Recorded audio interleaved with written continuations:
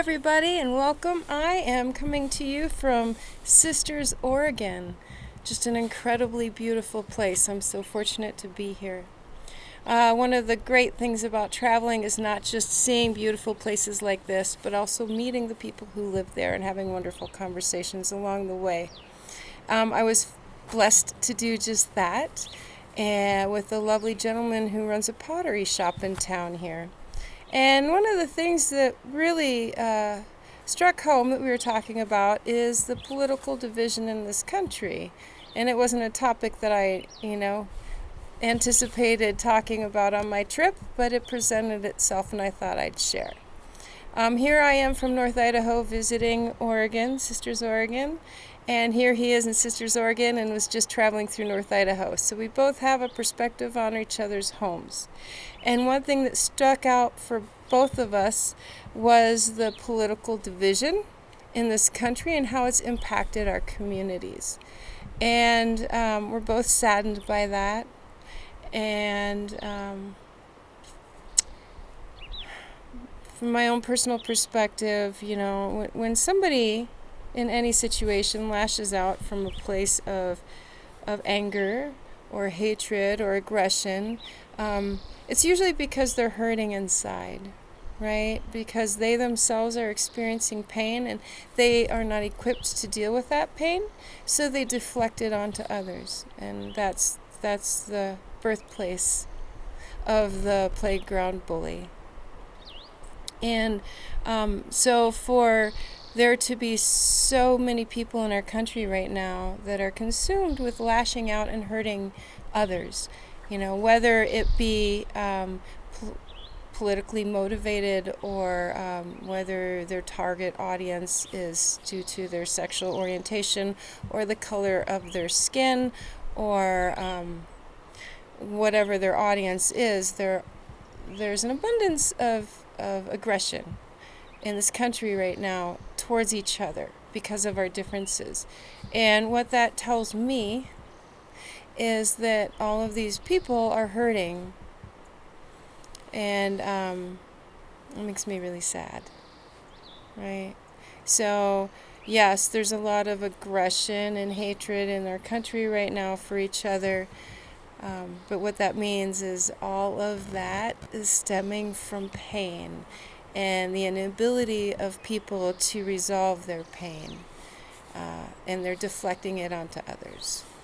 So with that in mind, I try to approach everyone with compassion and love and do what I can to help heal the wounds that our country has, because our country has wounds. Let's not kid ourselves.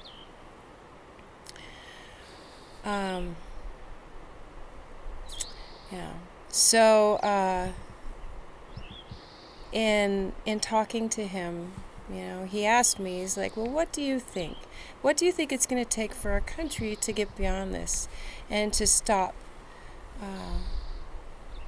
being so aggressive and hateful towards each other and to bond again? And two things occurred to me, and that was what I have to draw from in my own lifetime, right, and my memories. And one of those is I remember when I was growing up, when politics was not something that defined who you are. Politics was something that was it was a policy issue, right? And it doesn't mean that people weren't passionate about their policy issues, but it was just that it was a policy issue. And it didn't define you as a human being, right? We were still able to see our neighbors as brothers and sisters and mothers and daughters and co-workers and civil servants and neighbors and human beings. And we did not categorize them and define them and see them strictly as their political viewpoint, right? I remember when, you might have a heated discussion about your political opinions over a cup of coffee with somebody, but it didn't define who you were. And after that conversation was done, the topic was done, and then we went on living together. And it would be really nice if we could come back to that time. It's okay if we have differing opinions. That's okay. Differing opinions are good. If it offers an opportunity for debate, which offers an opportunity for growth. However, when you cannot leave those differences behind and see the commonalities, then that's where the problem arises. I also remember, it brought to my mind 9/11, and as tragic as that situation was, it was also very heartwarming because it brought our country together. And it didn't matter the color of your skin or your sexual orientation or your political affiliation or where you stand on what policy or your ethnic background. None of that mattered. What mattered was that we were all Americans, right? And we were all under attack, and we came together with love and support. Everybody wept. Everybody felt it personally, and everybody did what they could to help. And it brought us together as a family. It bonded us. And that was the beautiful thing that came out of that tragedy.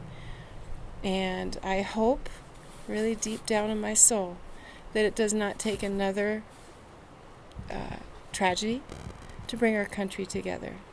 Wouldn't that be wonderful if we could find each other again without relying on the death of thousands to do so? So we have some wounds to heal. I hope that we're on our way there.